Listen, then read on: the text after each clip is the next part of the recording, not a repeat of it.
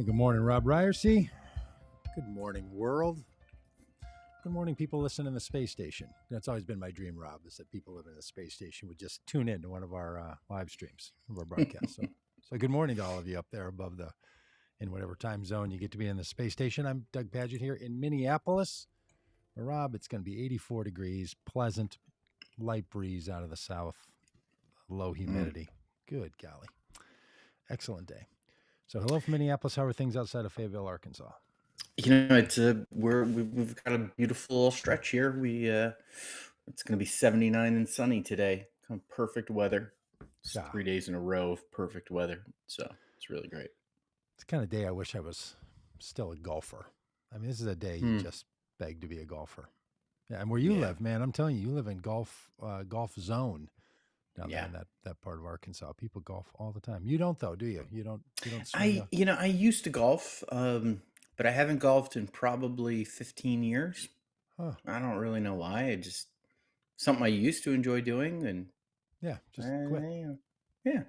Just gave it up. Me too. Yeah. No reason I can explain. Why I don't do a thing I used to enjoy. I mean, I'm sure I had good reasons. Time, money, probably it. Yeah. So now I just now instead of spending that time, I just sit around and think about things.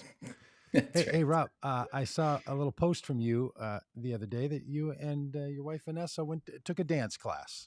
We did. It shocked me because Shelly and I have had a dance class certificate for months and months, and I got it almost a year ago for our anniversary. We booked it for this week. I got sick and couldn't go, but I mean, what are the chances of that? And how was your dance class? That is crazy to think that we could have been dancing the same week. Might have been the same day. I don't know. Tuesday was my day, our day. Yeah. We went on Friday. About a month ago, maybe 6 weeks ago, Vanessa said to me that she just was a little bit bored, and that date night, Friday night, laying in bed, eating popcorn, watching Netflix, like that's nice every once in a while. But yeah, you used to brag about that, didn't you? You used to be like, what we get to do, we just lay around and don't do anything. Life is busy enough. Yes. Yeah. And then, but we need to have a little fun. So I took that challenge head on, and we went and did a pottery class, which was so fun. And as it turned out, I am better at it than she is, which shocked both of us. Because she's a professional artist. Yes, who works with plates and ceramics and stuff. And we went to a special exhibit at Crystal Bridges Museum of American Art, which was national treasure. I can't.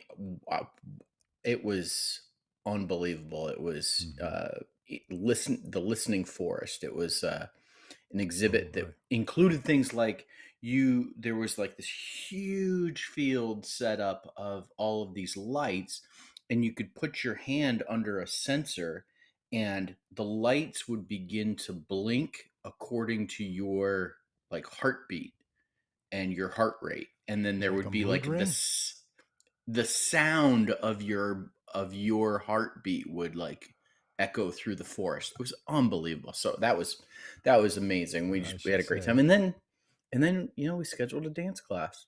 And it couldn't be a date night because the place where we went, the Melon Light Ballroom in Eureka Springs, Arkansas, has a show that they do on Friday nights. So we went on a Friday afternoon. Yeah. And while Whimsy was in school, and we went over to Eureka Springs, which is a great little town, and nestled into the Ozark Mountains. That it's a place you got to go sometime. It's absolutely amazing. And so we went to Eureka Springs and had some lunch and did a little shopping, and then we went. An old retired couple.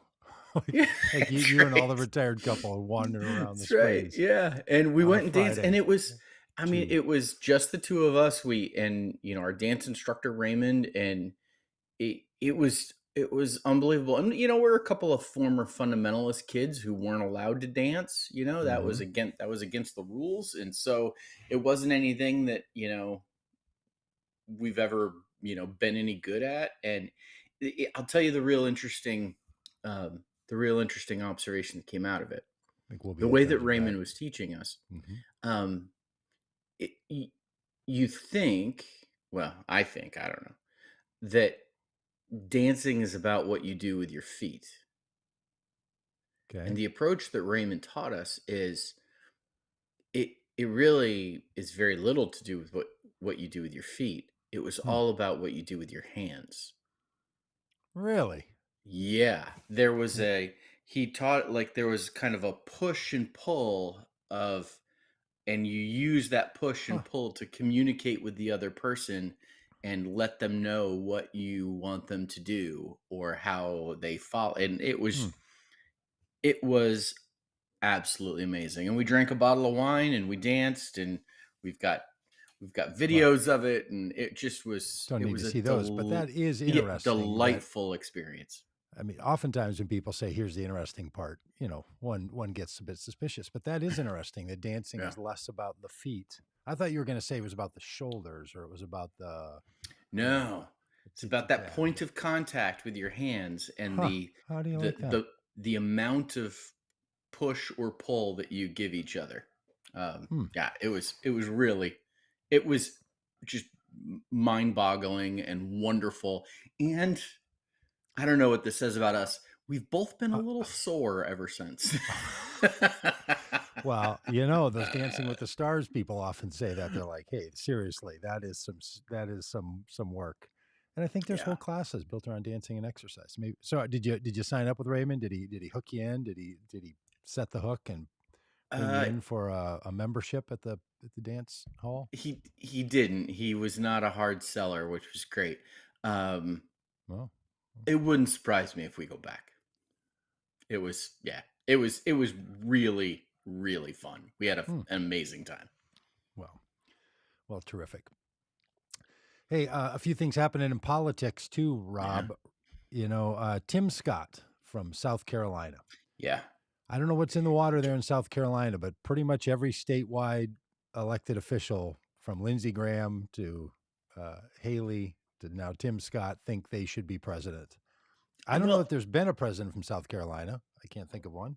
I don't think so. Uh, I actually learned something yesterday that I didn't know, and I follow politics pretty closely. Doug, did you know that Tim Scott is not married? I did. I did not know You know this. who else is not married? The other senator from Lindsey Graham. This Lindsey is what I Graham. was leading to. Has there ever been a state with two single men as their senators? Like that's weird, right? That feels weird. It's unusual in any public office, and yeah, oftentimes, say if someone's, if someone's gay, they don't marry. That's fairly common. I don't think that's the case with Tim Scott. I think he's, more maybe like, other unmarried senators. Cory Booker, not married, but dating. I did hear an interesting commentary last night that it's curious that at his launch, reporters weren't pushing hard on why aren't you married. This coming from a commentator who was saying, had it been a woman candidate, Yeah. this would have come up, Yes. a la Kamala Harris, right? Yeah. Like, hey, kids by a marriage, but you don't have your own. Is that a thing that we should be thinking about? And a bachelor president, I don't know, that could be pretty cool. It's happened Now, before. I don't want Tim Scott to be the president of these United States of America, but Yeah, and there's let me something just kind of neato, I guess, about the yeah. idea that there wouldn't be, for the love of it all, we could finally be done with this first husband, first lady, second husband nonsense. No one should have a job just because your spouse has a job. And just because you're the executive of the executive branch, you don't get a job for your spouse. I just cannot stand the fact that we do this. I'm so glad that Jill Biden keeps up some side work because you don't know how things are going to go, for the husband. So, That's right. I mean, she's it's a keeping gig her options economy. open as It a is a gig 70. economy. Like I got it. One job doesn't cover it anymore as first lady. Yeah. We don't come from money. uh, and the fact that she's actually a working professor is I think still pretty awesome. Yes, Dr. Joe Biden. Yeah, they do that a lot, don't they? Do you know that like Republicans? There's a couple of things that they do. They refer There are to some things. instead of referring to the Democratic Party as the Democratic Party, they refer Hmm. to it as the Democrat Party. Oh yeah, They just to get under the skin of, and just I found this out when I was running for Congress, and I referred to the Democratic Party as the Democrat Party, and I had people jump out of their skin at me, and I was like, "Oh, I had what? no idea that Why this do was they a do that? thing." Not just because they don't know how to pronounce. I I think they don't want to give the impression Oh, that Democrats own the word democratic. Um, but anyways, and the other thing that they oh, do okay. is they don't refer to Joe Biden as Dr. Joe Biden, They and don't. they will they will make fun of her doctorate and say it's not a real Hmm. thing, which so Well, they they're also didn't frustrated. refer to Melania as immigrant Melania. So Yeah, that's right. That's right. these are just So things that are true about first ladies so that they here's choose not to mention. just just a little like nugget for folks, a little reminder of what the rules are and how things work.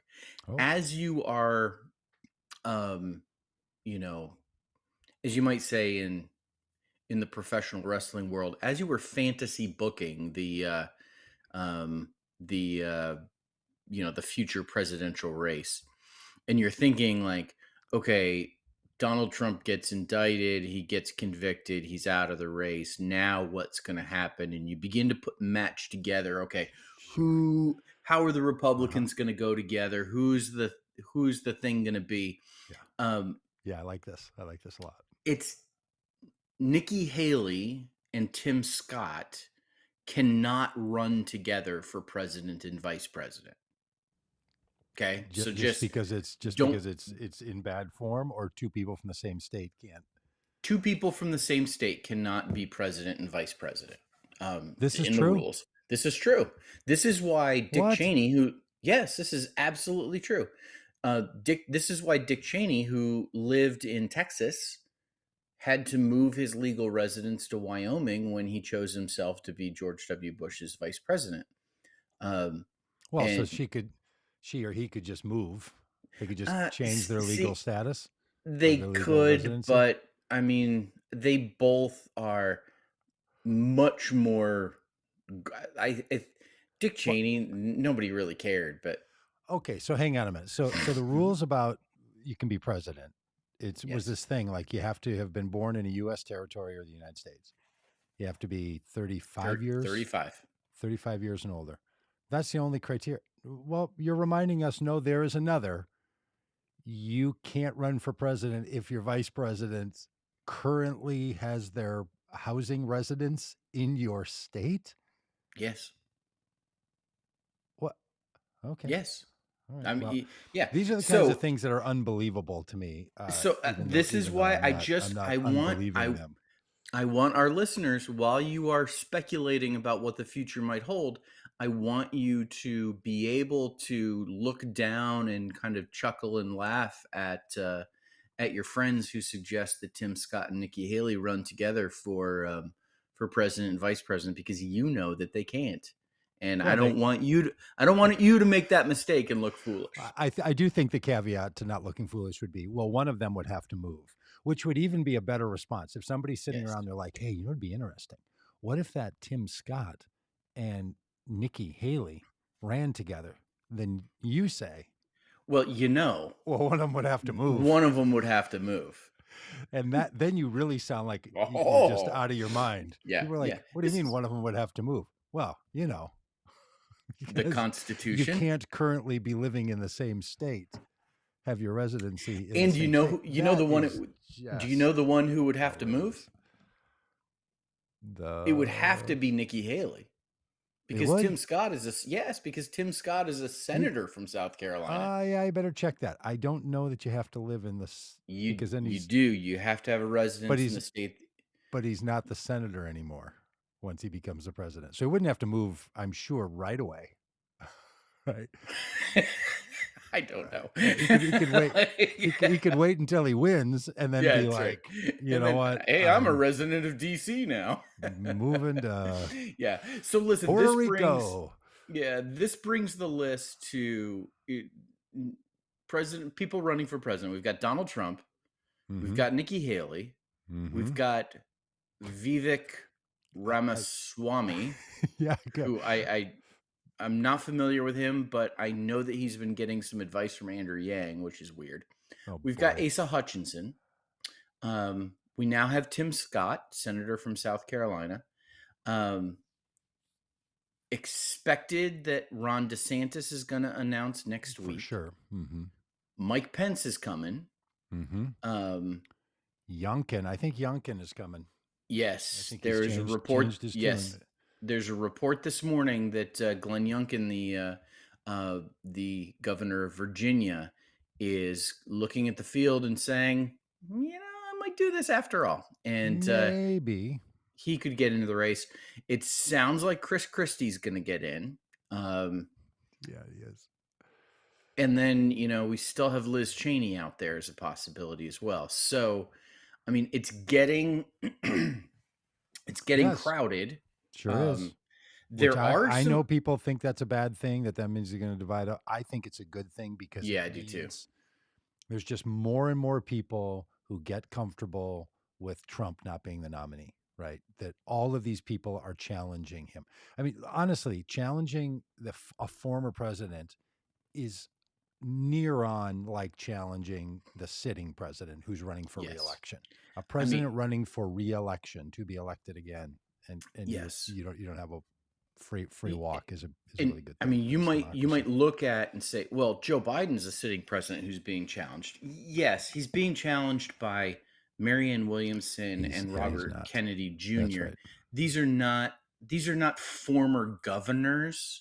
These are not sitting senators. These are not his These are former not vice president. his former vice president. I mean, these are heavyweights coming in. Right. You take Donald Trump out of this. Like, these are serious. Like, these are Yes. serious presidential. Serious-ish. Yes, Yep. Yep. I mean, in a bygone era, pre 2016, you would look at this field of Republican candidates, and you go, huh, Yeah. Yeah. we got Yeah. some governors, we got some former governors, we got some senators, we got a vice president. Like, this is you know like, we're not joking around here. But then you throw Donald Trump in the mix and none of it makes any sense. Hey, Alex asked this question, which I think we should just spend a moment here thinking about. It's on the screen if you're watching this over on YouTube. Thanks, Alex, for watching on YouTube, by the way. We'd like for all of you to. I mean, Facebook's fine, Twitter, all that, but prefer you over there. Alex says, I still think that if Trump is disqualified, for the love, thing disappears. I still think if Trump is disqualified from running, Biden will back out.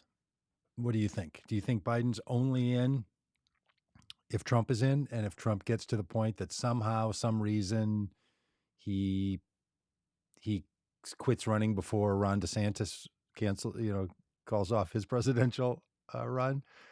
Do you think Biden's out, or do you think Biden's like, well, I kind of like this gig, and I want to do it, into my mid 80s?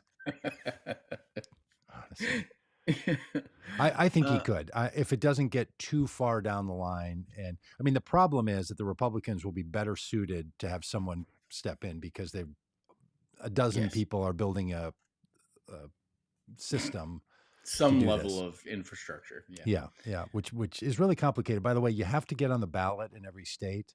Like, it's really hard to run for president. It's just singularly expensive to do it, and if you're having Would to you do it on the quick, little piece of trivia? Every state has different rules of what it takes to get ballot access. Some you have to collect signatures.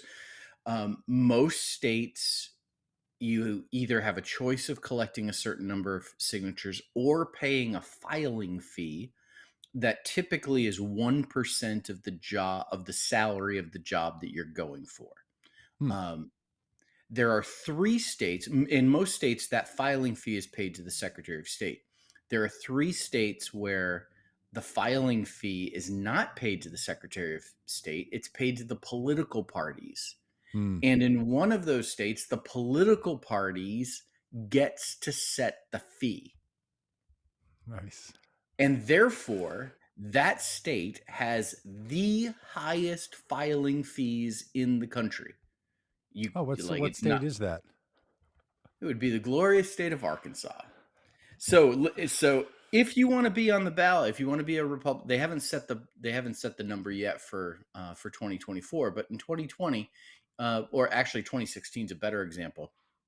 Uh, People often, I'm on a little rabbit trail here, uh, but people often ask me about, like, why is the Republican Party in Arkansas so strong and the Democratic Party not so much? I said, go back to 2016, and you look at, there were on the Democratic side, there were, 2 serious candidates for president, Hillary Clinton and Bernie Sanders, and then there were actually kind of 4 other people who were also running, because you always get like all these Of course, there's other folks who are always more running. than 2 people running. Yes, Yeah, always. so Which is there why were we don't actually need official third parties because we yeah, already have them.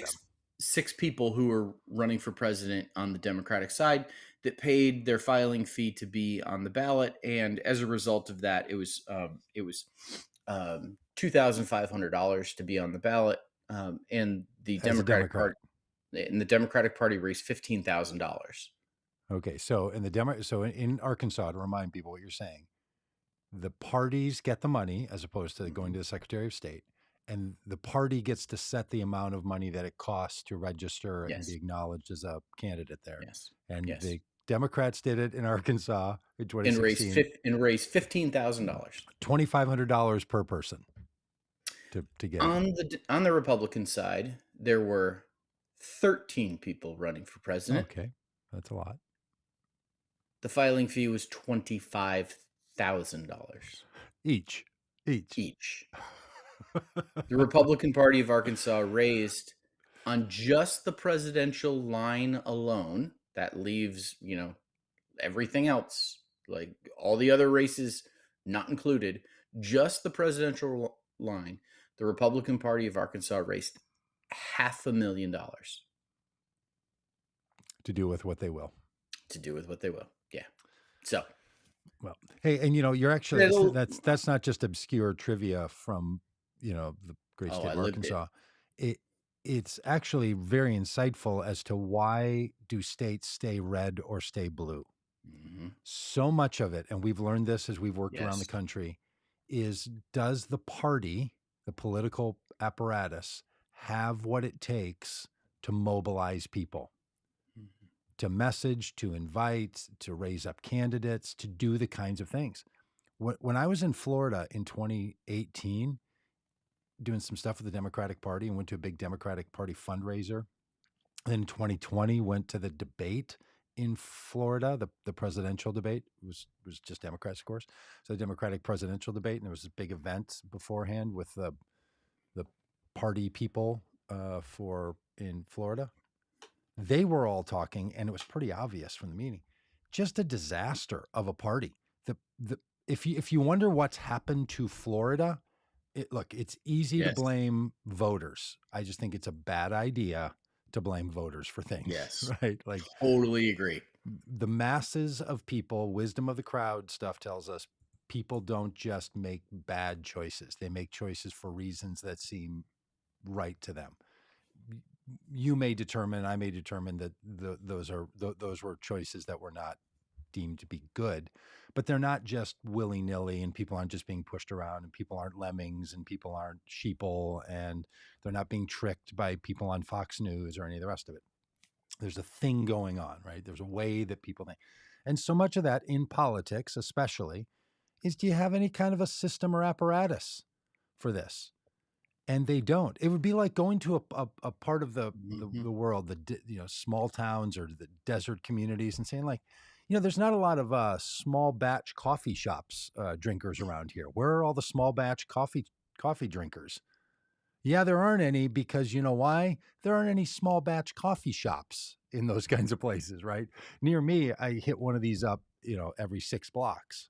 There's a bunch of them. So, of course, there's a bunch of people who are accessing that way of doing and living and being. There's hardly any of those in other places. So Okay. people don't do it.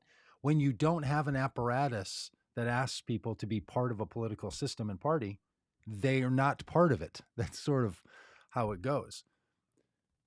This is what, when you have unfunded, underfunded political parties, Yep. this is what happens. And look, nobody likes giving money to the Democratic Party, or, you know, if you're a Republican to the Republican Party, or if you're a fool to the Green Party. Nobody likes giving money to those things. I don't like giving money to those things, and I don't give money to those things. But they're really important. And if you can't get there by having enough money, you have to get there by something else. What happened in Georgia, case in point, was that Stacey Abrams built out, from a lot of her work and movement, built out an apparatus to support a Democratic superstructure. It wasn't enough actually to even get her elected. She did better at building out a system that motivated people, got them involved, and created identity in politics for people in Georgia to see themselves as Democrat. And it helped across the board, even though it didn't help her. That's the thing that happened in Florida. That's what's missing in Arkansas. You pick a red state, you pick a blue state, and what you're going to find is that the party is alive and well in those places. And the purplish shifts. So much of this has to do with that kind of thing. Yeah. It's not enough just to say a bunch of people moved into town. There's actually systems and structures that make some of this stuff. So circling back to Tim Scott announcing that he's going to run for president. Doug, is Tim Scott going to be president of the United States? My bet is that Tim Scott will not be putting his hand on the Living Bible and then holding up his other hand and doing an oath of office. But I do imagine that if Tim Scott were to be sworn in and he picked the family Bible, he would pick one of those 1970s circa Living Bibles. Do you remember those? That translation of the Bible? Love it. Barely a translation. Love it. The green one. That's where I'd see him have the paperback. Like the paperback green one. Paperback. Yep. I like that. I like that little Bible. It felt very 1984 to me. I don't think he's going to be putting his hand on the Living Bible. Here's what I did notice, though. His campaign launch, which he did at the university that he attended, some university there in South Carolina. Did you see what the tagline is? Tim Scott, tagline under it, faith in America. Mm-hmm. Faith in America. People, I mean, this is just so classic. The kind of media I listen to, you know, your mainstream left-leaning liberal media, trying to figure out what's the pathway for Tim Scott. Well, he's going to be the happy warrior. He's going to be the let's return to normal. No. Tim Scott is full on the evangelical candidate. Mm. That's who he is. That's his pitch. That's his staff. That's everything. The thing that could really sour Trump, and this already happened in Iowa. I sent you this note about what we saw in Iowa. Mm-hmm. That the Iowa family caucus leader, or whatever, the evangelical head of the evangelical organization, Republican evangelical organization in Iowa, has moved away from Trump, is supporting Tim Scott, and is moving that evangelical apparatus onto Tim Scott. Now, will some of those people come back to Trump if Tim Scott's not the option? Yes. But anytime you get people starting to tell themselves, I don't want Trump, I want this other person, that in motivational change theory is a good thing. Once someone starts saying, maybe I won't do that habit, maybe I won't behave in that way, maybe I won't do the thing, that's the start. Look at any of our lives. When you make a change, you've probably spent 6 months or 3 months or a long weekend saying to yourself, maybe I won't do that anymore. And then you finally don't. Same way when you pick up a new habit. You know, maybe I should start playing pickleball a little bit. I see these pickleball courts, maybe, and pretty soon, the next thing you know, you're pickleballing, or you know, you saw the dance class. And once you start softening up these people into believing. Here's why Tim Scott is better, because our faith matters again. And we need to have Tim Scott, not Donald Trump, not Donald Trump. That's exactly what you want. You want these voters, what we want, these voters saying, not Donald Trump. So for a while, I want to boost up for people who are like, I don't think I could ever vote for, a Democrat to say like, well, yeah, but you also can't vote for Trump, right? That's what you're trying to get these people to do, is to make a shift, Yeah. make a move. So I thought Faith in America was a very bold statement. And at the same time, full on Christian nationalist, the settings for a Christian nationalist movement like is happening in so many states. So not great on that front. Not great on that front. What was really interesting was that Donald Trump was not critical of Tim Scott and in his presidential announcement. No, I Trump, thought I saw something today that he maybe. he was. Well, I thought last night I saw a thing on Truth Social where Trump was welcoming him into the race and wishing him well, and just not at all going after him like he did, like he does Ron DeSantis or something else. But I mean, we'll see how that plays out. Just before we move on, Doug, there are folks in the chat making fun of your hat. Really? Yeah, I agree. It's hard to which take I just think is fantastic. A kid's hat. Yeah. Who's he talking about? And I think he's talking about you. You're the only one wearing a hat. Kid's hat. I wish. And then Debbie said, "I was wondering about the hat myself, but he talks a good talk so far." Oh, Debbie, stay with us. You'll. Yeah. We talk a good talk so far. Hang on a second, Debbie. In spite of the hat.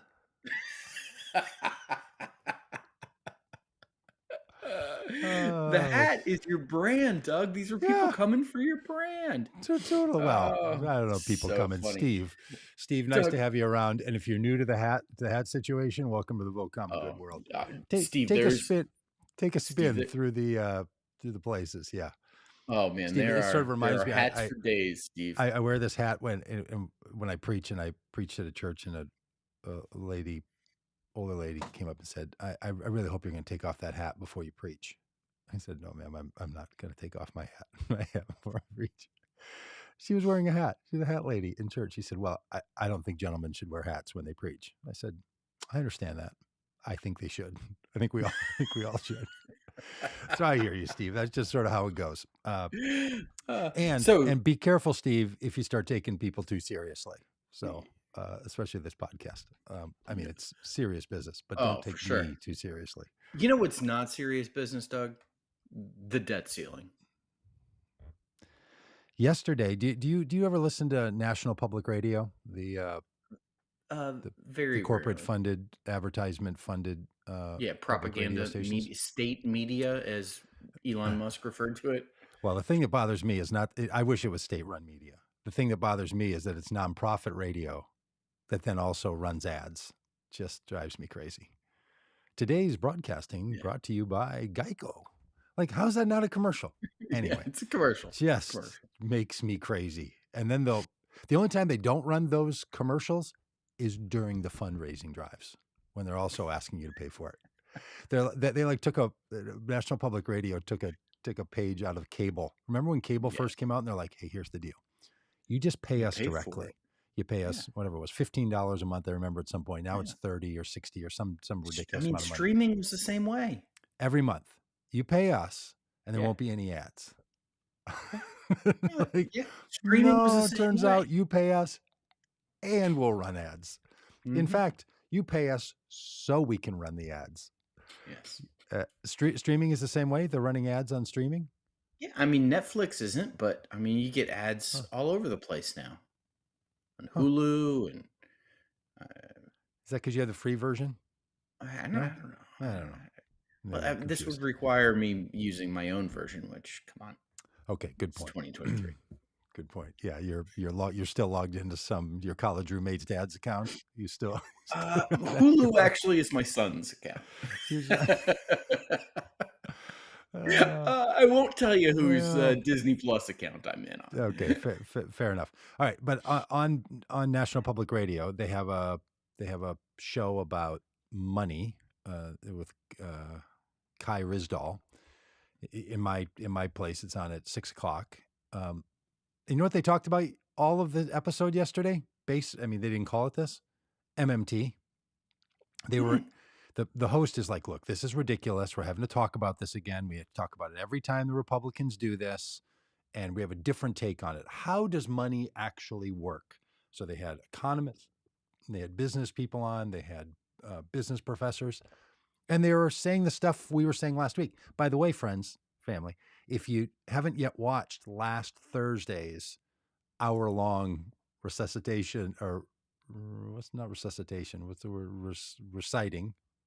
What's that word? Why I went on and on? What's the word when you do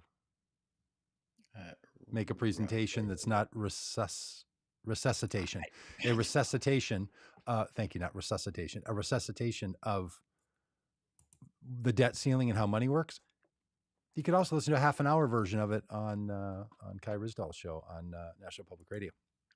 But it was great to hear that they were like, they went more into the $1 trillion coin idea. They had the person on the show who wrote the language that allows the Treasury Secretary to make a coin worth any amount they want back in the 80s. And he's like, this is actually genius. They can solve the debt ceiling by just minting a coin. And but it was basically the idea that the government makes the money. The government creates the money. Everybody else just circulates. The federal government can never have enough money. The way one of the people put it is, he said, with the federal government, with the Treasury, it's not a dollar sign in front of it. It's an infinity sign.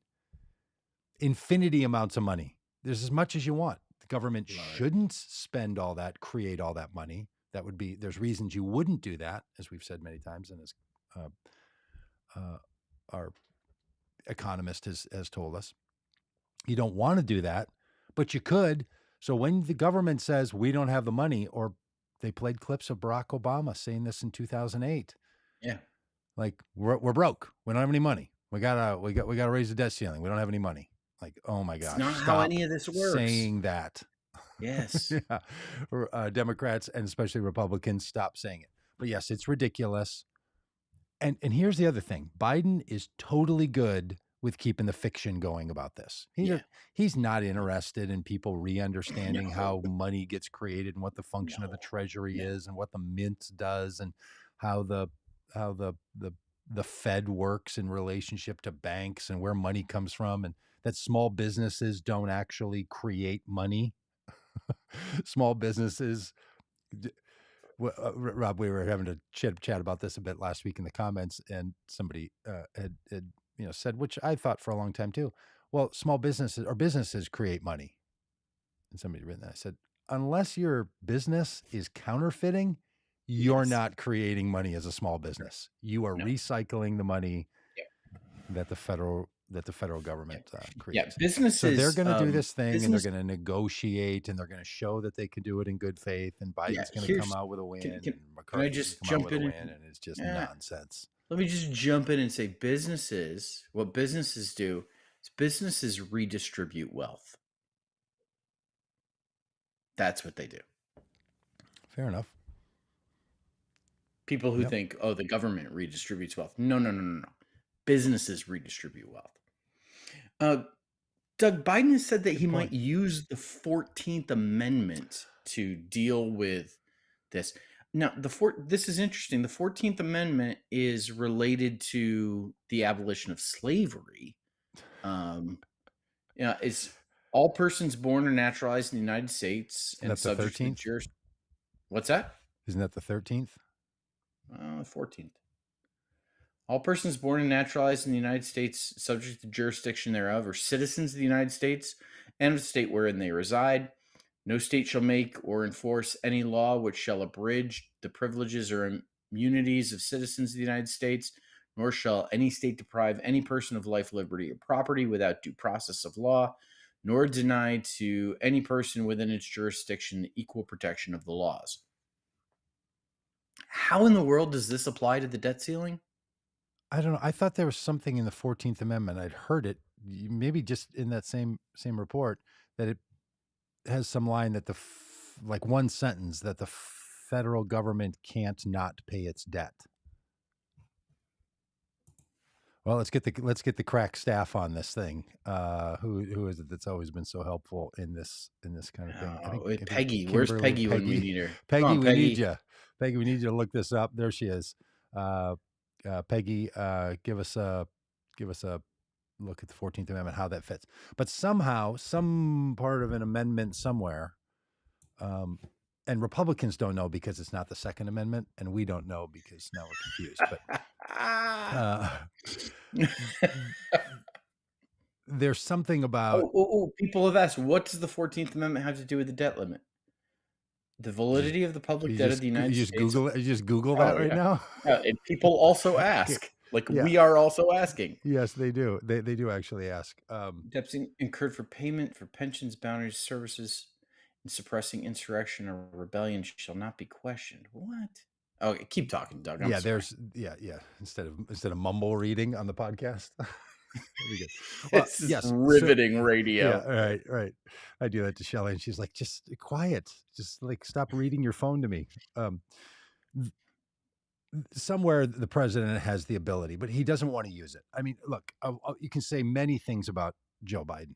One thing is that he really does believe in the structures and institutions of the government, how it works. He's not bothered by the fact that both parties are going to gain some credibility and lose a little bit of credibility in negotiations like this. Not flapped by it. Keeps trying to tell the press, don't get all excited. We're going to eat. Here's how this is going to go. We're going to have conversations. Then we're going to come out and stand in front of you. We're each going to say some things, and that's going to, lead into the conversation that we have to have the next day. Don't worry about all of this with every wind that blows. Wait till we get to the end, and we're not going to have an answer to this until we're close to the debt limit date, till we get to the consequence moment. He's not trying to solve it. He's not even trying to say these kinds of negotiations are bad for the economy. Like I heard him yesterday.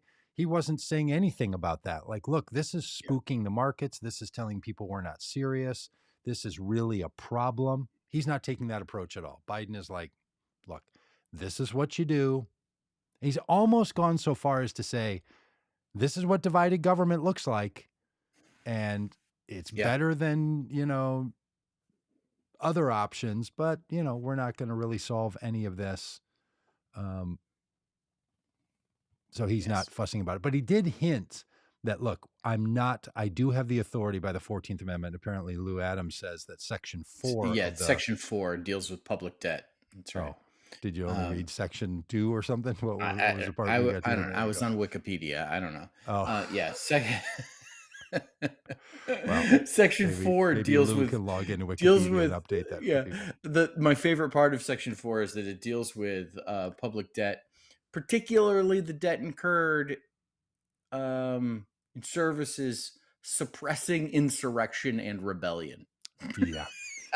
Yeah, because back when this amendment was put in 1870 something, insurrections were something people were worried about. Fast forward, still are something that we should be worried about. So Biden might actually do something about it. I think what he's trying to say is there's some safety levers. Yeah. Those will be pulled. We are not going to go into debtor's prison as a nation to each other. But also, go back, watch the video. It's on the, this stuff's all recorded. It's not just happening live, of course, or listen to the podcast. And you get a little bit of a picture of, what should and could be done. Because this is not like the other debates that we're having about the budget. This is not a budget debate. This isn't shut down the government because we can't land on a budget. This is a different question altogether about, do we pay? And the people that the federal government pays, primarily the people that will not be paid, are the American people.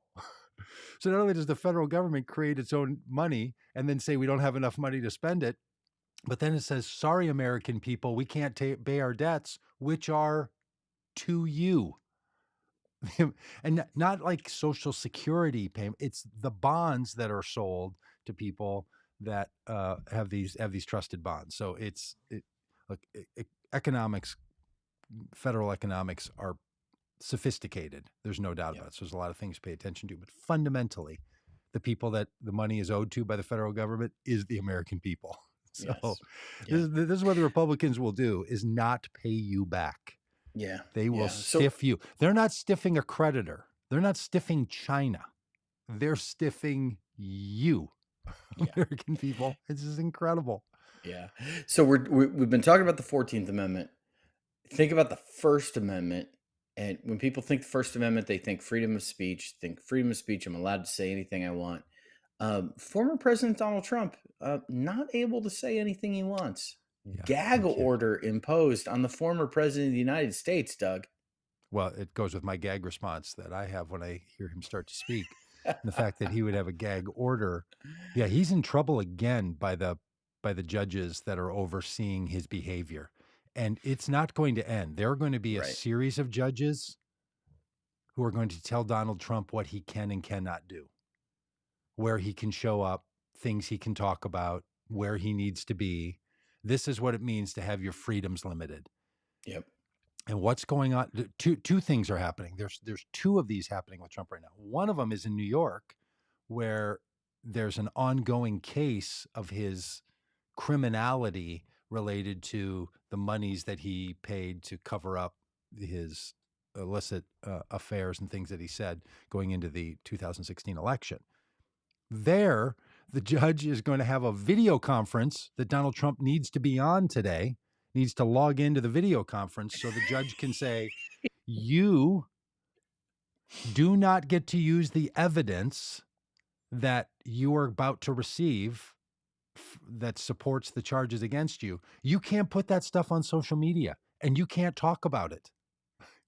He's going to be told that he can't do the very thing everyone knows he's going to do because he is, of course, Donald Trump. But I mean, what do you think happens here? Do you think he's going to violate the gag order? Do you think he's going to be held in contempt of court? I mean, wow. No, I don't think so. I think the judge is already indicating that what the judge is going to do is keep saying, now, don't do that. Have you been around the parents, or maybe some of you have been those parents that are just in the stop it parenting style and technique, right? They just say that over and over and over until the child stops doing the thing they were doing because they were going to stop it anyway. They just matched a stop it with the timing of the behavior. That's what the judge is going to do. Mm-hmm. Now that thing you did, that was the thing I said not to do. Don't do that again. The judge is not going to layer on another penalty. Maybe something financial. I don't know. Maybe he could get some lawyer to have to be in trouble, and a lawyer might be like, "Look, I'm not losing my bar license over this thing. You know, you're probably not going to pay me anyway." So I think it's just going to become a stop it parenting style technique from the. Now, but the other one, the one that's the millions of dollars, the one where he keeps defaming E.J. Carroll. Yeah, that's what I was gonna say. Like, E. Jean Carroll has gone in again and is seeking. I mean, Donald Trump has already been ordered to pay $5 million to her for sexual assault and defamation, and now she is seeking an additional $10 million in damages. Because Donald Trump, right after that judgment, went on CNN on the town hall and defamed her again. Called her a whack job, said I've never heard of her, and this is all rigged and all the rest of it. It's just amazing. And Rob, honestly, the millions of dollars, I'm glad because the guy doesn't have that much money anyway. He's just in debt, you know. Yeah. He's just leveraged the hilt. Yes. And he owns some crappy properties that, you know, are amortized to a way that gives him tax breaks now, but are just going to be balloons of problem for his children. Mm-hmm. Yeah, it's a real. I mean, he's just built on a Ponzi scheme. He took all the money that his dad gave him and just burned it to the ground. So I'm glad that he's got to pay out millions of dollars and pay lots of monies to lawyers' fees and all the rest of it. But the bigger problem in all this is the president of the United States has a responsibility to be in charge of the Justice Department. And the fundamental piece of the Justice Department is that our justice system is fair and just. Now, does it always go right? Does it need corrections? Of course. But you can't have the same person be in charge of the Justice Department who says this entire thing is rigged and corrupt. Yes. from top to bottom. Like it's not there was a thing or someone broke a rule or someone didn't. He's saying when it goes right, when there's a jury trial with a judge and evidence and everything goes the way it's supposed to go, it's rigged. It's all rigged against me.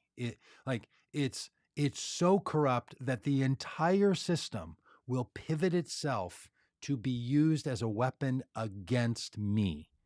That is not saying things which I've said very often, like I think our Supreme Court gets things wrong. I think federal judges get things wrong. That's what you do in a democracy. The reason you say, hey, judge, hey, justice, you got this wrong is because you believe that the system should and could be done right. Donald Trump is saying the opposite of that.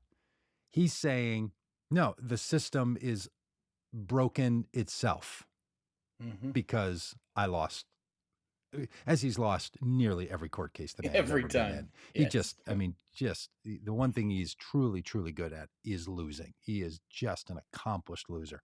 And the fact that people think that he's such an accomplished winner is just baffling to me. But that's really the sad part of this, is that here you have this person who held the office and now is seeking the office to be in charge of the justice system, who believes that it's just corrupt from top to bottom. It's just so disqualifying. And now the fact that Republicans who support Trump are all in the same boat. Like, oh no, it's just all corrupt. There's nothing redeemable in there. It is really, really, really problematic. Because what's the other option? If we're not going to literally trust jury trials done in public in front of judges, what do we got? Yeah. It's what the whole system, I mean, it's what the system is. Yeah. That's it. Yeah. That's all there is. There was this truck crashing into the White House today. Yeah. Look, this might just be a broken person's brain causing them to do bad things in a one-off. But a 19-year-old rented a truck, drove it into the barricades at Lafayette Square on the backside of the White House, rammed it repeatedly, and then they apprehended the person and found a Nazi flag in there. A 19-year-old. Just another little reminder. If you just think that generations are going to solve all this, let's just wait for the 19-year-olds to be in charge. That's not a good idea. I don't know if you've been around hardcore right-wing Republican movements. They're very young. So all of you who are totally convinced that, birth dates are going to be our solution. When was the last time that worked? Was it the baby boomers saying don't trust anybody over 30? Was it the Gen Xers? Was it the Gen Y? Which group really did save us? which group do you think it's like, well, you know what? Demographics, that's really going to change things. Yeah, it's not going to change things. But even more so, 19-year-olds with Nazi flags and trucks ramming them into buildings outside or into barriers outside the White House. That's a big deal. And this is the kind of thing that you just start worrying is going to be happening over and over and over and over and over again. Because that impulse that the way you fix a broken democracy is to attack it and to attack the structures and institutions. January 6th, Trump's daily truth social posts, or a truck with a Nazi flag in it held by a 19-year-old. Yeah, that's a whole level of problem that I think is really, really something. Yeah, you're right. And it looks like the driver, this 19-year-old, Cy Varshith Kondula of Chesterfield, Missouri, who yesterday was posting on LinkedIn about how he was looking for a job as a coder. Like, I don't know. There's something weird here. Look, nobody rents a truck and rams it into barriers. Can I ask this question too? Can a 19-year-old rent a U-Haul? I thought you had to be 25 to rent a car. A car, but I think a U-Haul is different. I feel like it's a big U-Haul. I know. I'm looking Well, at the look, picture of it, the but fact that you could just get to rent those trucks anyway, like the big, like you go into the U-Haul place and they're like, hey, which size you want? I'm like, give me the 24 footer. Like, do you know how to drive a vehicle? No, I just got to pull it up to nah, my nah. buddy's apartment complex, through the little parking lots of the Yep. apartment complex and just navigate Weaving that in and thing. out of. It's just one of Mhm. those like offbeat deals that we have that we have going on. Yep. Um, yeah, just another place that just because somebody's I don't know. 19. There it seems just from what I'm looking at Yeah, look, it's on not right. Twitter, and there's all the right wing people are talking about how this is, psyops and the whole thing, which I think is ridiculous. But I, something's a little fishy here. Something doesn't add up. So Yep, yep, yep. yeah, Well, look, cultural shift and cultural change is difficult. It's slow to yes, come by. It takes vigilance. Like you got to stay with it. You can't yes, just think that and it's that it spurts and starts and stops, and like it doesn't just naturally progress in an even totally. flow. I mean, I've done this little resuscitation before, so I won't bore you with the long version. I'll just bore you with the medium length version of Mm, this. Um, I was born in 1966, so somewhere in the 70s, I was coming of age and could see things happening. Early 70s, 72 or 74, Richard Nixon, Republican president, is sort of blind and hated. And then, the Vietnam War is a disaster. He's got all sorts of stuff going on. Then he ends up resigning the presidency effective noon tomorrow. I mean, I remember this as a kid, like, whoa, okay, there's a thing. Presidents quit. Terrible sort of moment. 6 years later, a Republican is elected to the presidency of the United States in Ronald Reagan. And all the kids, all the 19-year-olds when I was a kid in 1968 and 69, and all the counterculture movement and all that stuff, and all the free life and free movement and democracy stuff, and uh, uh, women's movements and Earth Day and indigenous people movements and all the stuff going on in the 70s gave way. That same group of people, to borrow a line from Jackson Brown, what became of the changes, that our hearts sang? Well, um, true love could have been a contender, but I'm going to work for the legal tender. Just shifted, just became radically different people in the 1980s, and then by the yeah, 1990s, you've got a whole other version. The idea that these are permanent shifts that happen in our society because bad moments happen. Republicans are over with. People are going to turn their back. The younger generation is going to leave these Republicans and these bad ideas behind. That doesn't naturally happen. You have to do the work to make that stuff consistent and permanent, and you've got to work at it diligently over and over and over and over again. So this is really the thing that's being faced in the Democratic movement that we're in. And the number of people who are just utterly convinced that demographics is the future just have been. yep, Just yeah, look at and 2016 for the love. If you yes, thought like we went 8 years of Barack Obama and a whole particular approach to the country and then reversed and yeah, nearly had it happen again in 2020. yeah, 74 and million people said yep, yes and to that is Joker. So if you yes, think that and this is just going to happen because it's going to happen, all we got to do is bide our time and just hold on, just white knuckle it until, I don't know, pick a date 10 years in the future when we think yeah, that's going to be the day. Yeah. yeah, That's not yeah. how I the was future works. The future comes one day at a time, Rob. It doesn't come yeah, in and 10-year chunks. yeah, I was at an event in Benton, Arkansas, which one of the ladies that was there said that it is the red Benton is in the reddest county in the reddest state in the union, which is how Hmm. she described it. I don't know if that's accurate, but that's how she described it. Um, and one of the folks at this event, there were about 100 people gathered and talking about some things, and one of the folks expressed this idea that like, oh, the kids are going to save us. Um, and I gently and respectfully pushed back on that. I said, listen, I get that impulse and that desire to have the kids save us. I'm not sure it's accurate, but even if it is accurate, is it fair? Totally. My kids' generation didn't mess this up.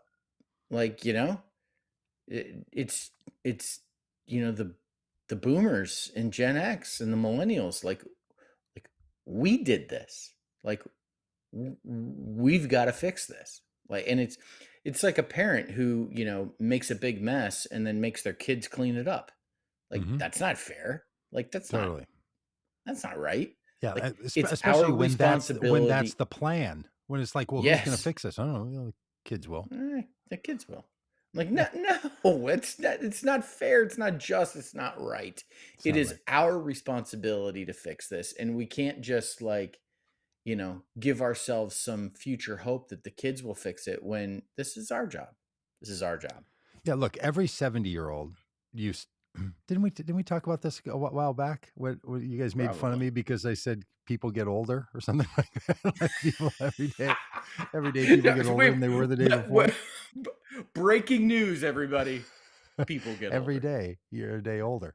Every Babies day. don't stay babies. See, that's the thing. Oh, it was about kids. Yeah, it was the thing. I think it was Yeah. Dr. Andy Andrews. Kids don't stay kids. They're just future adults, right? Hmm. So, and that's the thing. And again, it doesn't go in 10-year cycles. It goes day by day by day. This is the actual work that has to be done. Because you might, I mean, as I do, people watching, listening to this might think, hey, I want to oppose these woke bills that are being passed.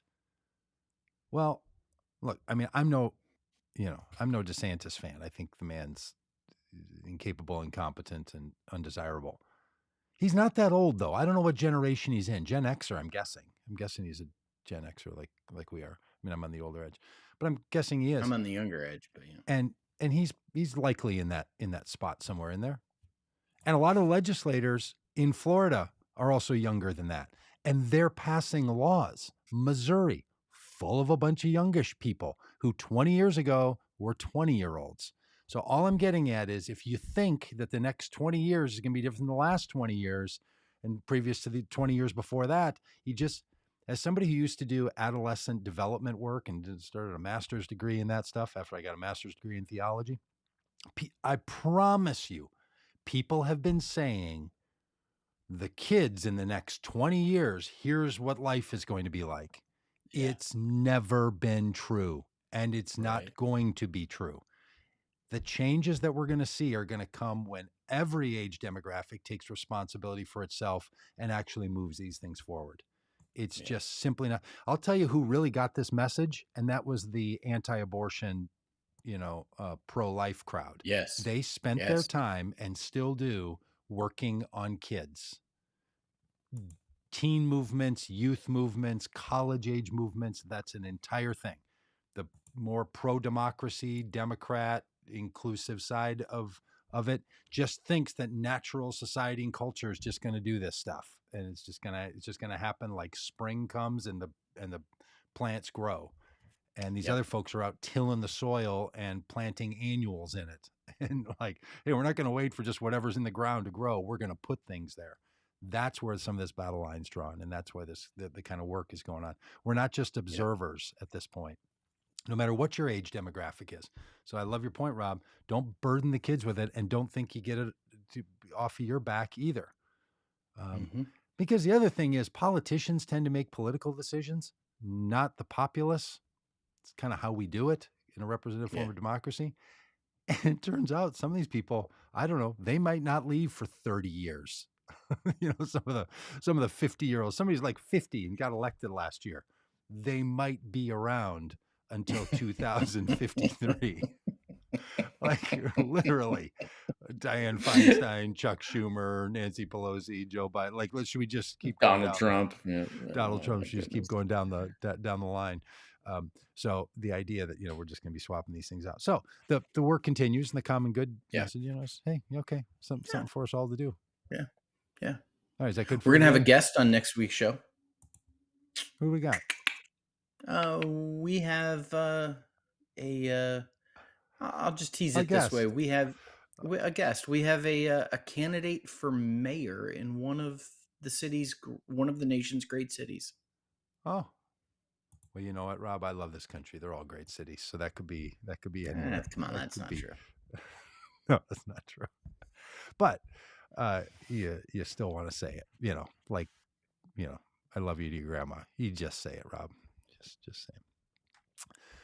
All right, is that good for today? Thanks, That's Dave. great for Thanks, today. Leaf.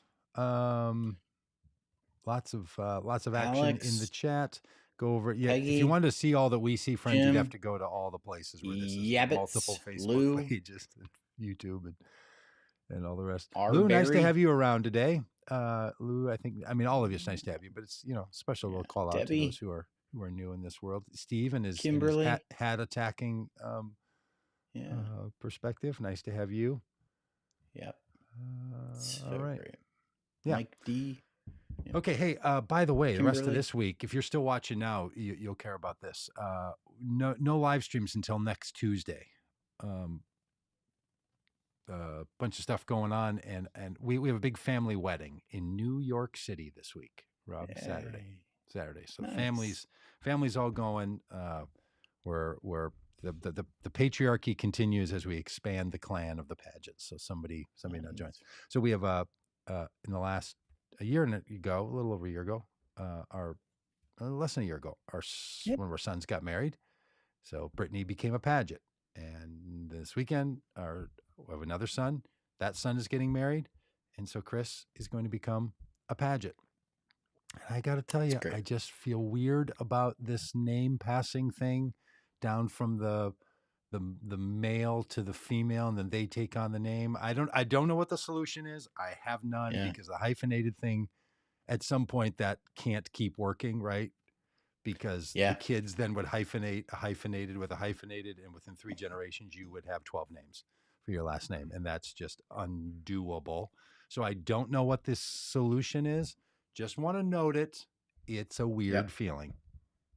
Yeah. Speaking of weird things, and names, should I tell everybody the name of the student in my daughter's class that I learned when she brought home her yearbook from 2nd grade last week and texted you a picture of? Well, I think so. I think it's a fantastic name, and if one could pick a name as a kid, and maybe this is what happened. Maybe. But if you were like 5 and and you got to pick your own name, this is a pretty great one.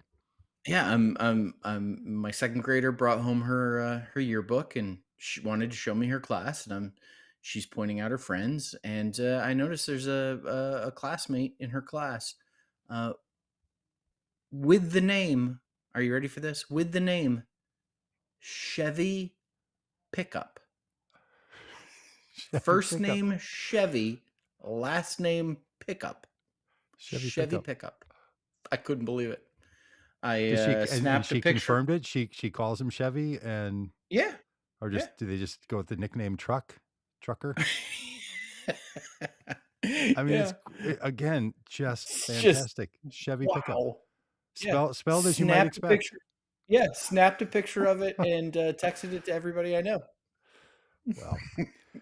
Well, I often tell couples, and I did to my son and soon to be daughter-in-law, that when you get married in the United States, one of the things you get to do is change your name, right? Because we do this patriarchy passing on a name thing. And you don't have to have any excuses for why you're changing your name like you would another day. If tomorrow you decide, I want to change my legal name, you have to go to court and have a judge sign off on it. It's a big deal. It takes a lot of time and expense, and you got to have really good rationale for it. But when you get married and you get that marriage license, you just get to put on there, you can change your name to anything you want. Both of you, to anything. First name, middle name, last name. And man, hardly anyone I know takes real advantage of that. I mean, it could have been, Rob Chevy Truck, Rob Chevy Pickup. I mean, you just go with what you want. I love a burrito. Rob, I love a good burrito Ryer seat. Like, Rob, I love a good burrito. Just pick a name. And what most people do is just like, I don't know, I'll just take his. Or I'll just keep mine. She'll change hers. Or maybe we'll hyphenate. You can change this. You can fix a spelling you didn't like. Do anything, and just rarely do people take advantage of it. So if it ever approaches, and people often don't know, and I've realized because I've just been on this for 25 years with people. They don't care. They have no interest at all in picking a new name. No, they're just like, okay, that's a cute little tidbit of information. I'm sure you're fascinating at a dinner party, but no, thank And you. I don't think Leaf is in the chat saying, I'm not going to change my name. That's good, Leaf. You have an awesome name. Like a boy named Sue. That's right. Now, just to be clear, Chevy Pickup appears to be a little boy, and Pickup all one word. That was as shocking as the first name Chevy is like a last name Pickup. That was because it could be Chevy, like Chevy Chase. Chevy Chase. Yeah. I mean, it'd be Ford, Nissan Pickup. I mean, there's lots of options. Sure, there's last names. Yeah, Ford would have been an easy one. If he was Chevy Ford, people would have been like, "Well, I don't know, what are they gonna be?" But no. I mean, with the last name Pickup, Ford Pickup, Nissan Pickup, GMC Pickup, Dodge Pickup. Yeah, there's a lot of brands. I see what you're doing. There's a lot of brands, but they're clearly a Chevy family. Yeah, clearly. All right. Well, all right. Good stuff. We're not changing our name of this podcast, but we won't be back for another week. So we'll see you on the. We'll be back next week with a special guest. Special guest from one of the great cities. All right. Okay. You got to go? Got somebody back there? Who is that back there? Is it your dance partner? Who are you nodding to? I thought I heard a noise, but maybe I didn't. Oh. All right. Hey, we'll see y'all later. Bye. Kawasaki. Leaf for the win at the last second. A buzzer beater. Buzzer beater.